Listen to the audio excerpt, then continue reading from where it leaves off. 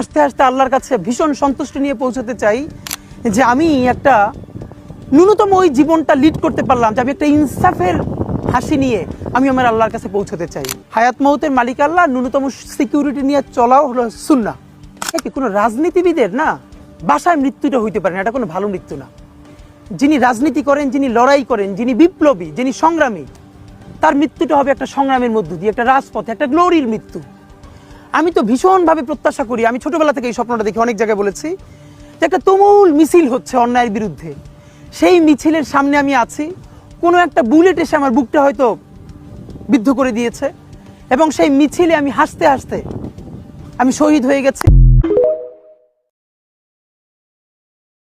মন খারাপ হয় যে আল্লাহ যদি আমাকে কোনোদিন নিয়েও যায়, তো এই যে ছেলে মেয়েগুলো, মানে আমি আল্লাহর কাছে সবসময় দোয়া করি। আপনি জানেন যে আমার আল্লাহ একটা সন্তান দিছে, 3 মাস ওর বয়স।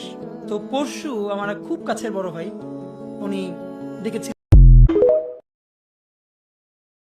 মন খারাপ হয় যে আল্লাহ যদি আমাকে কোনোদিন নিয়েও যায়, তো এই যে ছেলে মেয়েগুলো, মানে আমি আল্লাহর কাছে সবসময় দোয়া করি। আপনি জানেন যে আমার আল্লাহ একটা সন্তান দিছে, 3 মাস ওর বয়স। তো পরশু আমার খুব কাছের বড় ভাই, উনি ডেকেছিলেন আমাকে এবং আমার পিচ্চিটার জন্য কিছু গিফট দিছে জোর করে। তা আমার খুব মনে হচ্ছিল যে আপনি তো ভাই জানেন যে স্বাভাবিকভাবে আমাদের উপর তো থ্রেট থাকবে এবং লাইফটা যে কোনো সময় আল্লাহ নিয়ে যেতে পারে, এটা নিয়ে কোনো আফসোস নাই।